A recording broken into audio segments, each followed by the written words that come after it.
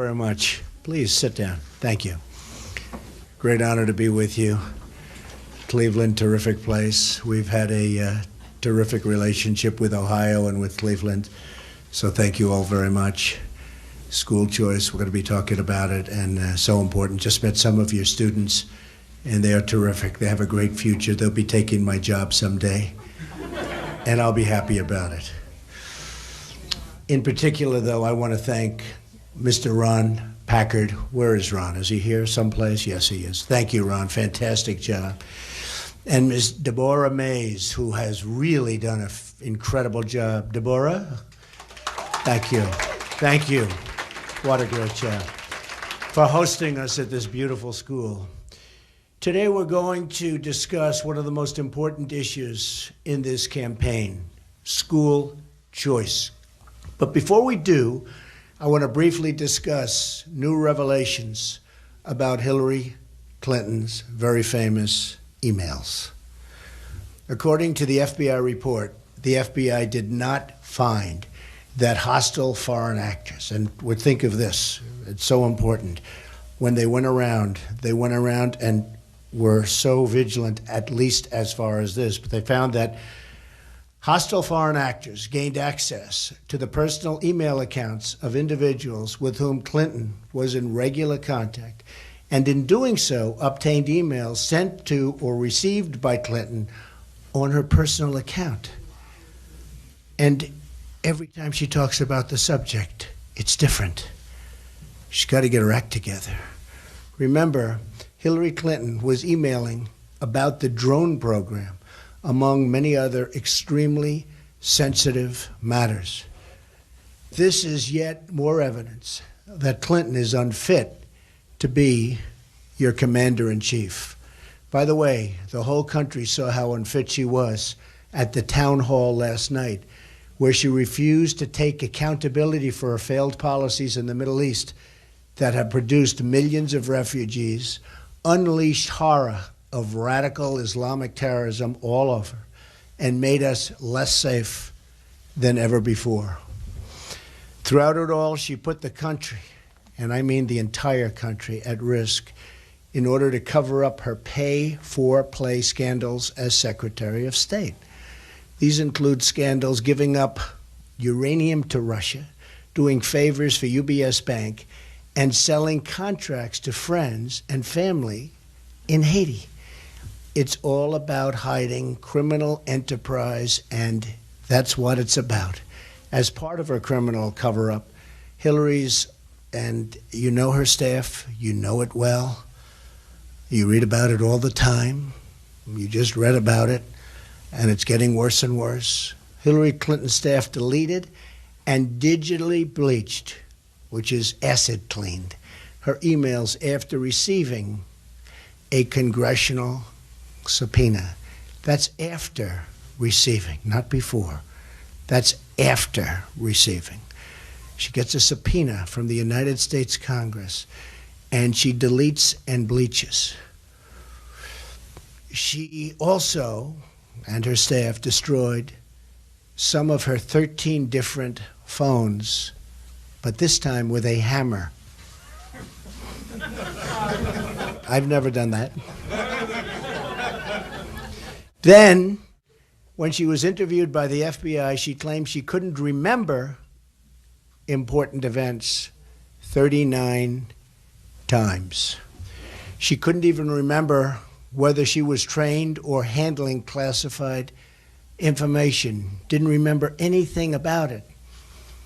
So if she really didn't remember, that's a problem. And if she did remember, that's a problem.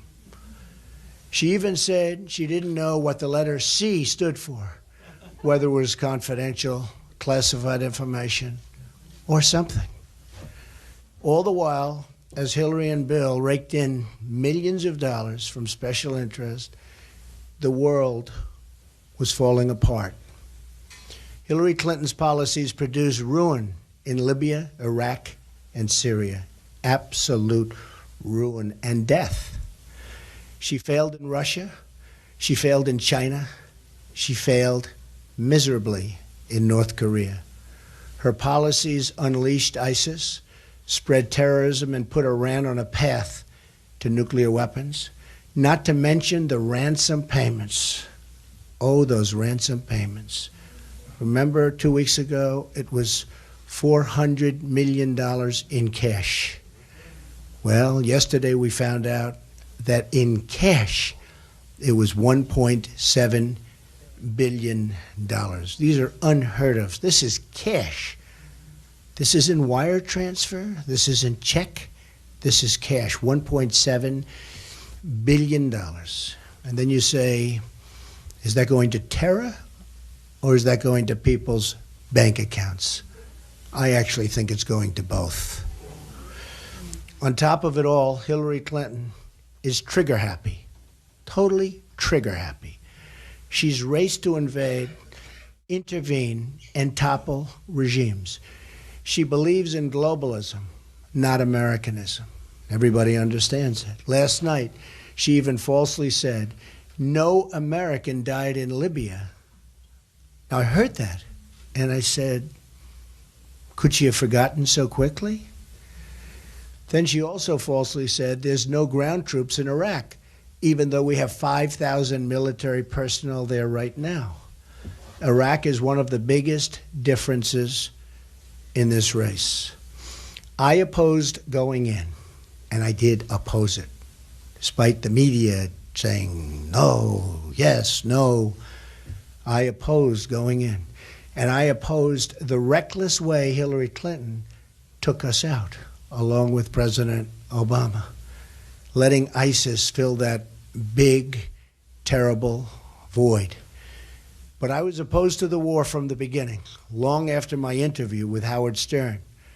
But 3 months before the Iraq war started, I said in an interview with Neil Cavuto that perhaps we shouldn't be doing it yet, and that the economy, these are quotes, that the economy, this was on live television, the economy is a much bigger problem as far as the president is concerned. This was before the war started by a very short distance. Then on March 25th of 2003, just after the war had started, just days after, just a little while after, I was quoted as saying, the war is a mess. And yet, more evidence that I had opposed the war from the start. I said, the war is a mess on television somewhere. In July of 2003, I said, I would love to see New York City and some of our cities and some of the states of our nation get some of the money that's going toward Iraq and other places. Because, you know, they really need it, and they need it badly. Well, I said that. And we have numerous other quotes, too, by the way, both before and shortly after. Then in August of 2004, very early in the conflict, extremely early in the conflict, right at the beginning, I made a detailed statement in an interview to Esquire magazine. So right at the beginning. And by the way, numerous honest reporters said, well, Trump may have said it at the beginning, and some said he did say it at the beginning because they had Cavuto's clip and other clips. But some said, well, you know, doesn't matter because right at the beginning, he made very strong statements. This is many years ago. And here's what Esquire magazine said. This is a quote, an absolute quote. Look at the war in Iraq and the mess that we're in. This is right after the war started. I would never have handled it that way. Does anybody really believe that Iraq is going to be a wonderful democracy where people are going to run down to the voting box and gently put in their ballot, and the winner is happily going to step up and to lead the country? So innocently, I go, come on. 2 minutes after we leave, there's going to be a revolution. Pretty good. And the meanest, toughest, smartest, most vicious guy will take over. Well, that's going to be combinations of ISIS and Iran. Iran's taken over. They're taking over among the richest and largest oil reserves in the world. We let them do it. We let them do it. Should have never been in the war, but we should have never, ever gotten out of the war the way Barack Obama got us out, along with Hillary Clinton, because we opened it up for ISIS. So it continued. What was the purpose? This is me right at the beginning of the war, in an article. What was the purpose of this whole thing? What was the purpose? Hundreds and hundreds of young people are being killed. And what about the people coming back with no arms and with no legs? Not to mention the other side, all of those Iraqi kids who've been blown to pieces. And it turns out that all of the reasons for the war are just blatantly wrong. All this for nothing. All this for nothing. This was right at the beginning of the war. Then they see, I see the lies last night. Donald Trump was always in favor of the war in Iraq. That's why I had to do this. Because the media is so dishonest, so terribly dishonest, and you understand it, and you understand it. The media is so terribly dishonest, so I had to do this. I ended with, I would have been tougher on terrorism. Bin Laden would have been caught a long time ago, before he was ultimately caught, prior to the downing of the World Trade Center. So this was right at the beginning, and those other statements were before the war even started. And the Howard statement was long before, and it was the first time anybody ever asked me about Iraq. And I said, I don't know. It was very, but that was superseded because before the war, much closer to the war, I gave statements that we shouldn't go in. And shortly thereafter, immediately thereafter, and honestly, a lot of reporters said, hey, right at the beginning, he made this statement. And that statement was a very major story in Esquire magazine. So I just wanted to set the record straight. There is so much lying going on. And Hillary Clinton lied last night about numerous things, including her email, but she also lied about this. Had I been in Congress at the time of the invasion, I would have cast a vote in opposition. For years, I've been a critic of this kind of reckless foreign invasions and look, let's face it, interventions, that's what they are, that have been a hallmark of trigger-happy Hillary and her failed career. It's been a disaster. Here's the bottom line. I was a private citizen. I had no access to briefings or great intelligence surveys that she did. I had no access to anything as a private citizen. Frankly, nobody really cared too much about what I said. I'm doing business. I don't even know why I was asked the question. I guess because I was asked the question. That's who knows. But I didn't have access to all of the intelligence information that she did and everybody else did. But in Iraq, my judgment was right. And hers, with all of this information and all of this great intelligence information, was wrong, along with a lot of other people, in all fairness. It was a big mistake. Totally destabilized the Middle East. It was a big mistake. Death to so many people. Hillary Clinton is always complaining about what's wrong. I just watched her on the tarmac. She tried to make up for her horrible performance last night. It was a horrible performance. So she went on the tarmac and told more lies. But she's been there. Remember this. She's always talking about things that she's going to do. But she's been there for more than 30 years. And she's never done anything about it. Never done anything. And all you have to do is look at New York State. When she ran for senator, she said she will bring jobs back to New York State. It's a disaster. No jobs have come back. Jobs have left. New York State, upstate New York, and the areas that she was talking about, they are disasters. All you have to do is look at New York State. She said she was going to bring tremendous jobs back. It will be wonderful, just like she's saying now. She wouldn't know how to bring a job back. She wouldn't have a clue. So it's all talk, but nothing happens. And that's what's going to happen with our country on jobs. And nobody is going to bring jobs back like Donald Trump. I will be the greatest jobs-producing president that God ever created. And I say that with my pastors in the front row. With my pastors, believe me. So we're on track now to spend, listen to this, $6 trillion. $6 trillion. Could have rebuilt our country twice.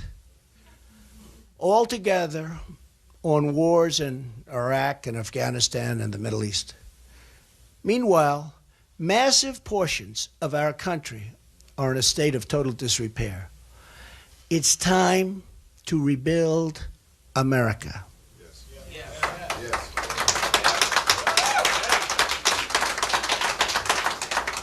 And when I say that, we will also, before we get totally started, we will take out ISIS. Remember that. We have no choice. We have no choice. Too many Americans living in our inner cities have not been included in the American dream. We are a nation, and we're one nation. When any part of our country hurts, our whole country hurts. My goal as president will be to ensure that every child in this nation, African American, Hispanic American, all Americans, will be placed on the ladder to success. And I define that as great education and a great job. The ladder rests on a fundamental foundation. We need safety. There's such danger in our inner cities. There's such danger in our communities. In order to help our children succeed, our first duty is to ensure that every kid in America can grow up in a safe community. You read what's happening. You see what's happening. You can't have prosperity without security. This is the new civil rights agenda of our time. The right to a safe community, a quality education, and a wonderful job.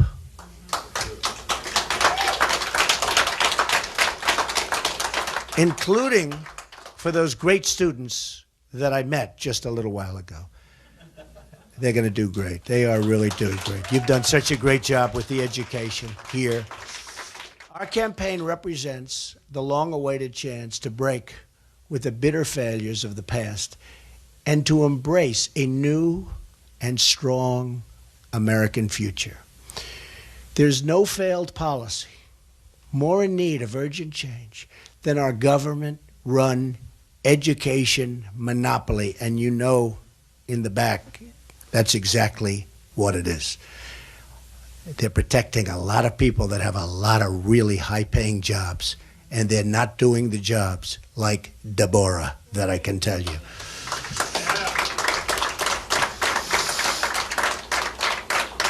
And Deborah, they're making a lot more money than you, but we'll have to talk about that later, right?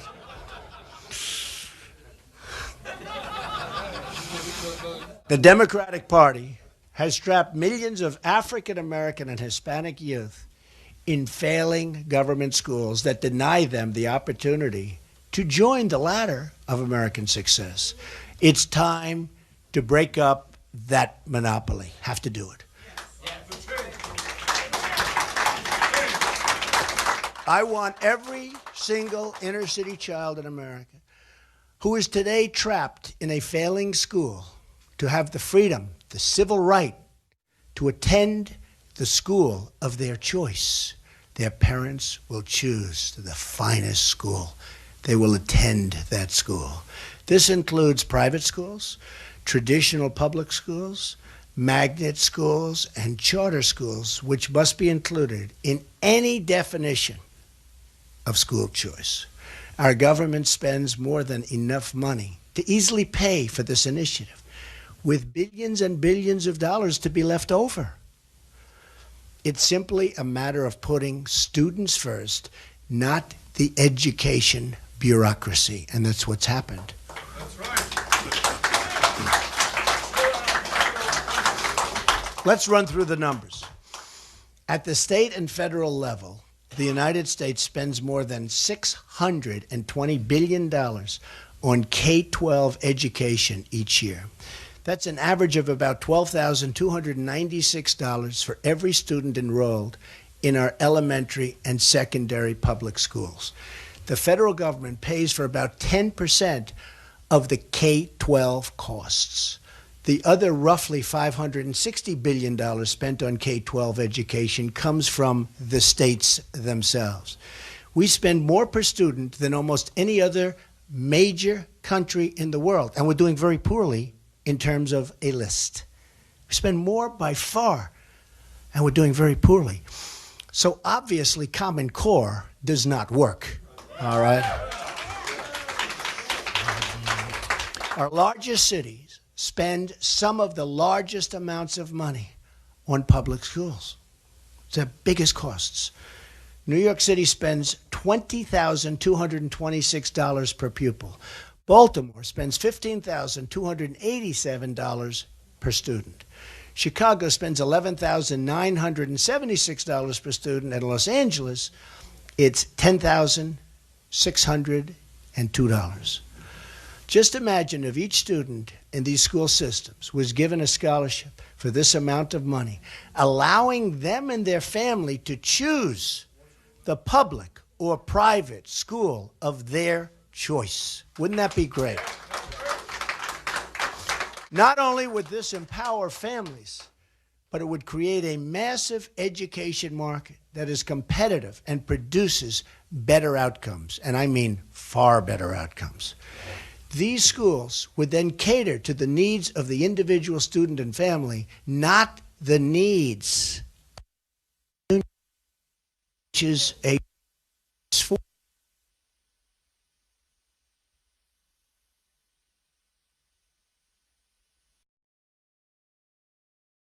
top priority in a Trump administration.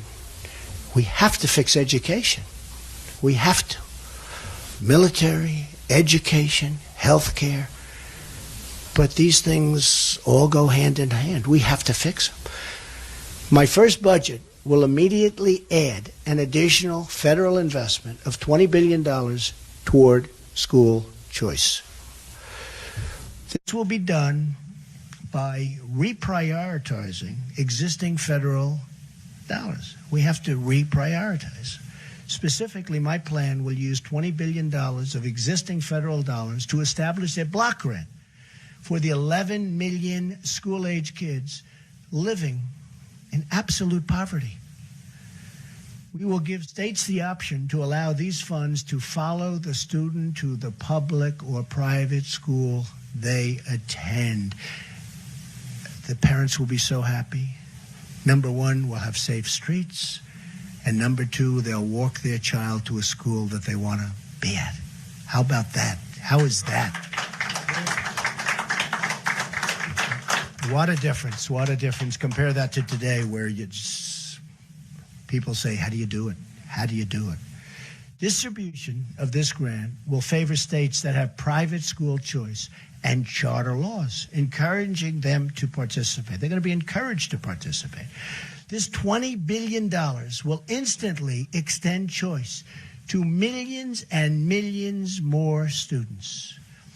A state like Ohio will benefit greatly from these new funds. Ohio is a leader in school choice. Ohio has 5 private school choice programs that serve over 30,000 students and 384 charter schools, serving 123,844 students. Great job. But the $20 billion is only the beginning. As president, I will establish the national goal of providing school choice to every American child living in poverty. That means that we want every disadvantaged child to be able to choose the local public, private, or charter school, a magnet school, any of these schools that is best for them and for their family, for mom and dad. Each state will develop its own formula, but we want the dollars to follow the student. So important. The dollars will follow the student, and the student will follow the right school. They're going to follow the right school. $9 and $10 spent on K-12 education is spent at the state and local level. To achieve this long-term goal, we will have to make this a shared national mission to bring hope to every child in every city in this land, in our country, in our great country. I will use the pulpit of the presidency to campaign for this in all 50 states, and I will call upon the American people to elect officials at the city, state, and federal level who support school choice. So important. My administration will partner with the leadership of inner city, and I mean any one of them, any inner city in America, Chicago, Baltimore, Detroit, Cleveland. We love Cleveland. We love Cleveland. Had a great experience in Cleveland, that's all I know. And by the way, your police department did a phenomenal job during the convention. And that's any city that is willing to run a pilot program to provide school choice to every child in that community. In Baltimore, for instance, that would mean more than $15,000 in funds available per student. Can't beat that. I'm confident that the politicians will not be able to suppress the will of the people anymore. It's too much, too strong. Eventually they break. The politicians, they always break. They certainly break on trade for our country. We don't make any good deals, right? They break on an hourly basis. If we can put a man on the moon, dig out the Panama Canal, and win 2 world wars, then I have no doubt that we as a nation can provide school choice to every disadvantaged child in America. If the states collectively contribute another $110 billion of their own education budgets towards school choice, on top of the $20 billion in federal dollars, that could provide $12,000 in school choice funds to every single K-12 student who today is living in poverty. The money will follow the student. That means the student will be able to attend the public, private, charter, or magnet school of their choice, and each state will develop its own system that works best for them. They're going to develop systems the likes of which you've never seen. And some states will do better than others. And then you're going to get those people to come to your state. And then other things will be happening. It'll be so exciting. And it's not really a question of the money, because we'll be saving money and having a far better education. As your president, I will be the nation's biggest cheerleader for school choice.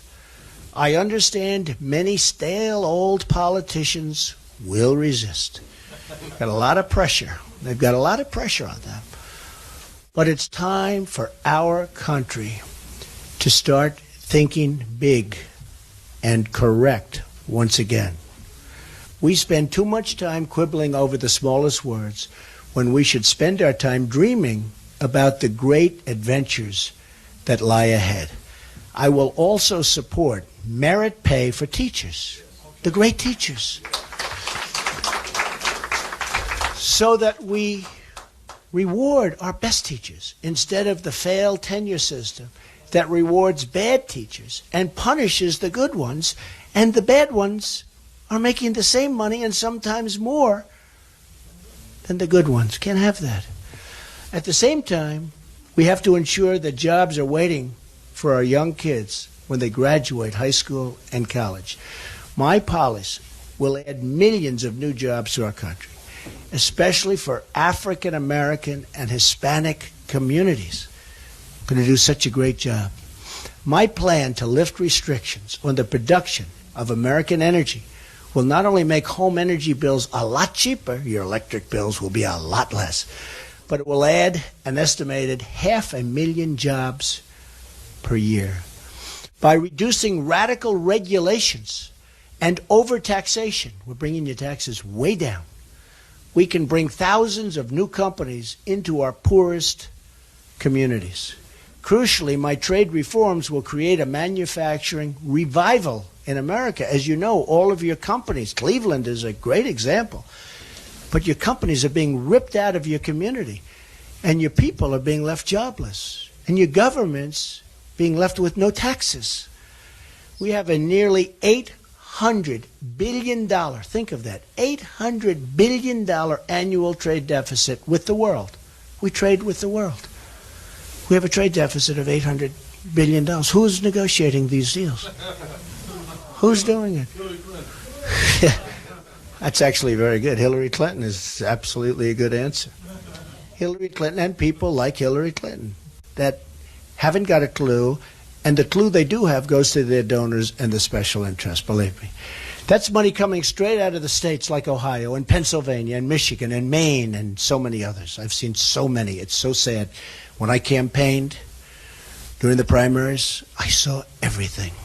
And it was so sad to see communities that have just been left jobless, where the companies have moved to other countries, Mexico in particular, but other countries. By ending foreign currency manipulation, product dumping, and other predatory trading practices, we will be able to open thousands of new plants and factories across America. In driving over today, I passed so many places, factories. 20, 30 years ago, they were thriving. And they're just dead, worthless. A real estate person, you wouldn't pay anything. Worthless. We'll put them back into action again. The future is filled with limitless possibilities for our nation and exciting opportunities for our wonderful children. We all have to do, and we just have to work. We all have to work. But we all have to cut our ties with the failed politics of the past. You have to cut your ties. Have to cut your ties. These are the people that put us in this situation. They're not going to take us out. They're not going to take us out. That includes in wars. And Hillary Clinton created a lot of the problems, and now she's saying how she's going to take us out. She doesn't have a clue. Not even a little clue. We've had such a failed foreign policy with the people we have now.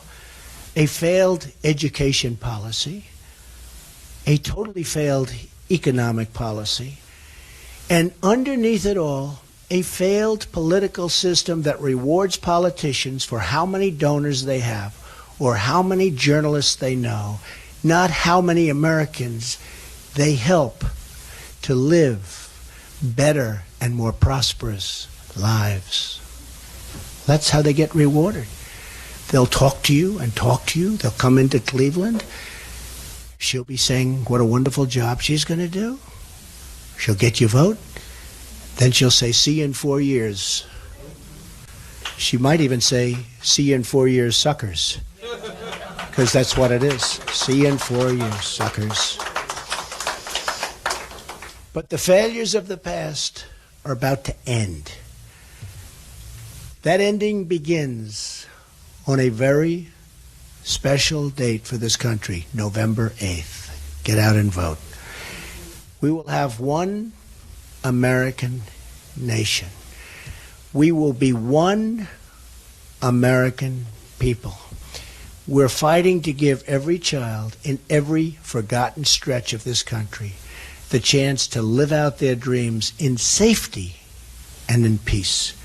That means a safe neighborhood, a quality education, and a secure, high-paying, and exciting job. We only have bad jobs. We don't have good jobs anymore.